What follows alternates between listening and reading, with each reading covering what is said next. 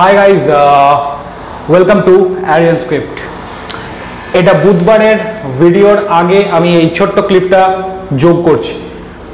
Actually what happened, এই উইকেন্ডেই আমি ভিডিওগুলো বানিয়েছিলাম, যেটা হয়তো বুধবার অবধি রাদার আমি দিতে থাকবো। তার কারণ দিতে থাকবো মানে এতক্ষণে তোমরা আগের ভিডিওগুলো দেখেছো, এটাই হবে লাস্ট ভিডিও, যেটা কিনা উইকেন্ডেই আমার শ্যুট করা হয়ে গেছিলো। কারণ আবার লাস্ট উইকের মতো আমি একটু বাইরে আছি, তাই জন্য ভিডিওগুলো তো তোমাদের দিতে হবে, সেই কারণে এই ভিডিওটা বানানো। ভিডিওটা শুরু করার আগে আমার মনে হলো এই জিনিসটা একটু বলে দেওয়া উচিত। সেটা হচ্ছে আই এম বিজয়ন।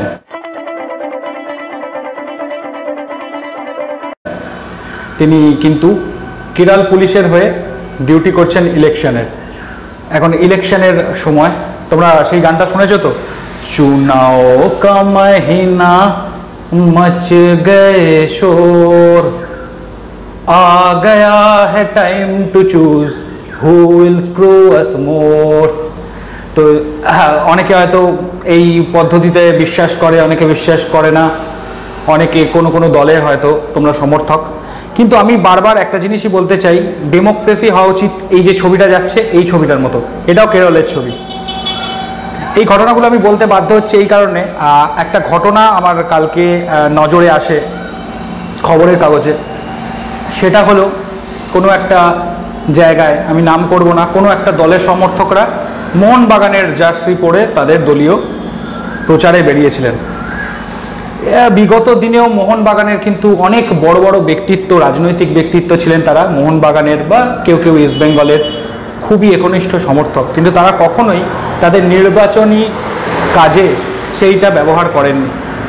সুতরাং আমি নাম করব না, যে রাজনৈতিক দলের যে ব্যক্তি হন না কেন, আমার মনে হয় তিনি এটা সঠিক কাজ করেননি। যদি তিনি জ্ঞানত করে থাকেন বা যারা করেছে জ্ঞানত ঠিক করেনি, এই ঘটনাটার নিন্দা করা উচিত। এই ঘটনাটার বিরুদ্ধে আমরা প্রতিবাদ জানাচ্ছি। মোহনবাগান একটা দল, যে দল স্পোর্টসকে প্রমোট করে, স্পোর্টস ওরিয়েন্টেড দল, এতে কোনো রাজনীতি যেন না ঢোকে। শুধু মোহনবাগানের জন্য বললাম, যেহেতু মোহনবাগানের খবরটা নজরে এসছে, কখনোই যেন ভবিষ্যতে মোহনবাগান, ইস্ট বেঙ্গল, মোহামেডান বা কোনো খেলার, কোনো ফুটবল বা ক্রিকেট দলকে ভাঙিয়ে যেন রাজনৈতিক প্রচার না করা হয়।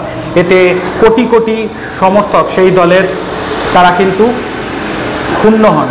সুতরাং এই সমস্ত কাজ করার আগে আপনারা 3 বার ভাববেন বা করবেনই না। তীব্র ধিক্কার জানাচ্ছি। এবার নয়, আমরা ডাইরেক্ট চলে যাচ্ছি ভ্লগে।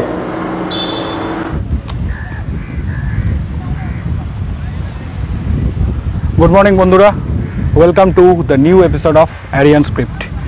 ক্রুজেরো স্পোর্টসে চান্সকে পেল। ভারতের ছোটরা লা লিগে ট্রেনিং করার সুযোগ পাবে।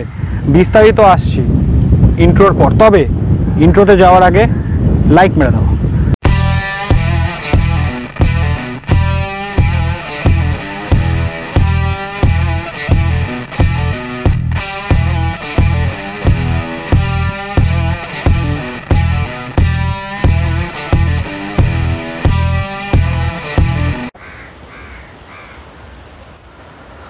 ক্রুজেরোতে কে চান্স পেল সেটা বলেছিলাম ইন্ট্রোতে যাওয়ার আগে। রোনাল্ডিনহো, তার 14 বছরের পুত্র, তিনি কন্ট্রাক্ট সাইন করলেন, ট্রেনিং কন্ট্রাক্ট বলে এটাকে।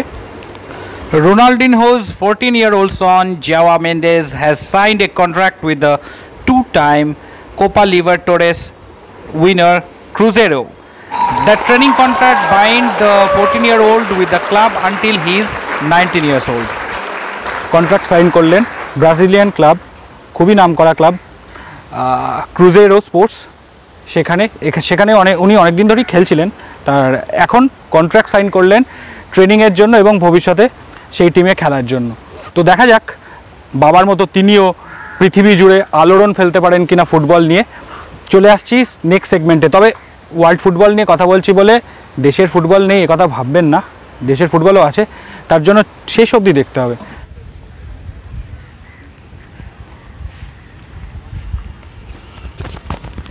হ্যাঁ, তো যেটা বলছিলাম, লা লিগা, ইন্ডিয়ান এম্বাসি মানে ইন্ডিয়ান ফ্রান্সের এম্বাসি আর ইন্ডিয়া অন ট্র্যাক এদের যৌথ তত্ত্বাবধানে বেশ কিছু ভারতীয় ছেলেকে, সংখ্যাটা খুব সম্ভবত 30 থেকে 32 হবে, স্পেনে ট্রেনিং করার এবং আকর্ষণ সুযোগ দিল। মানে বিভিন্ন বাইরের দেশের কালচারের সঙ্গে পরিচিত হওয়ার, একই সঙ্গে ট্রেনিং করার সুযোগ দিল।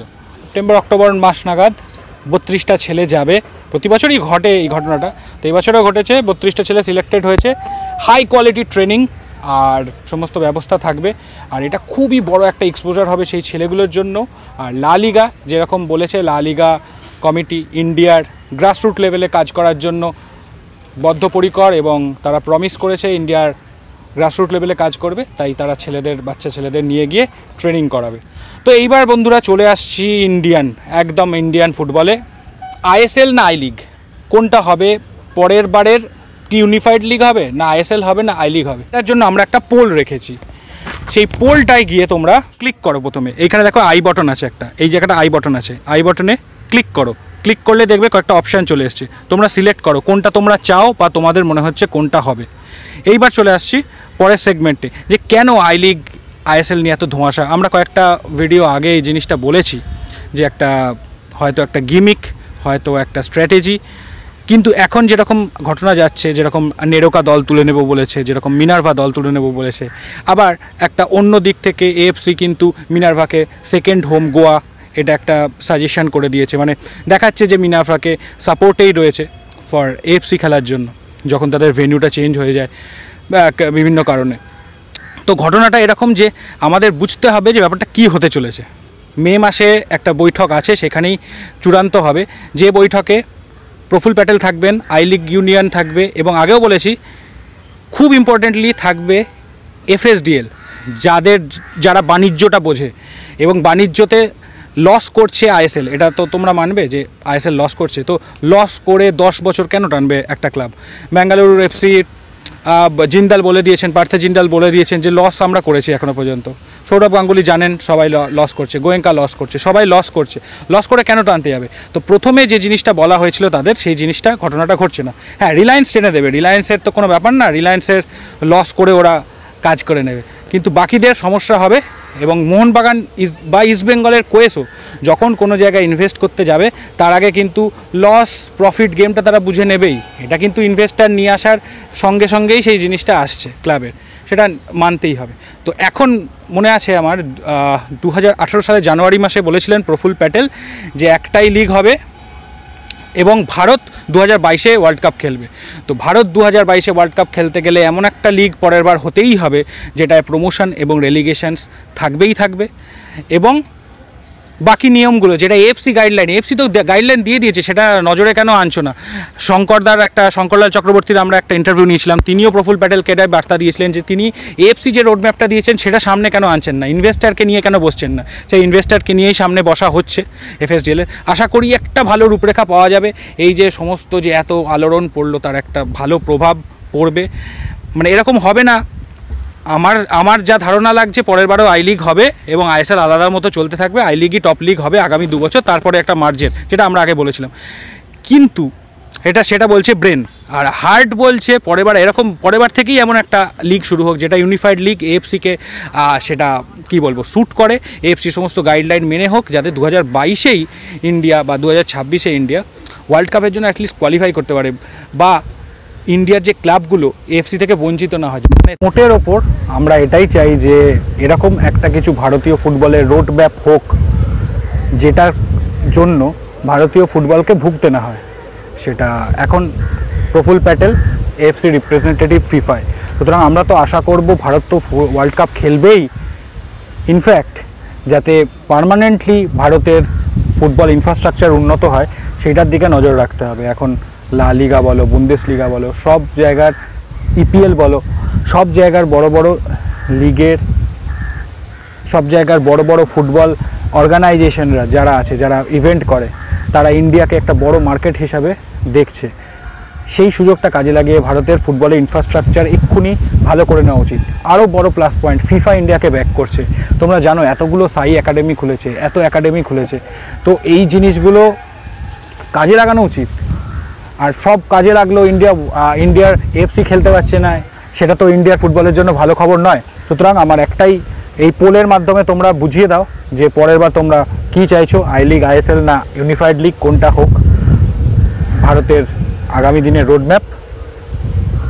ব্যাস আজকের মতো ভিডিওটা এখানেই শেষ করছি। ভিডিওটা ভালো লাগলে লাইক করো, কমেন্ট করো, শেয়ার করো। যারা নতুন আছো অবশ্যই সাবস্ক্রাইব করো, আর সাবস্ক্রাইব করে বেল আইকনটা ক্লিক করে দাও। ব্যাস আবার দেখা হবে অন্য কোনো ভিডিওতে, অন্য কোনো জায়গায়। ততক্ষণের জন্য টাটা।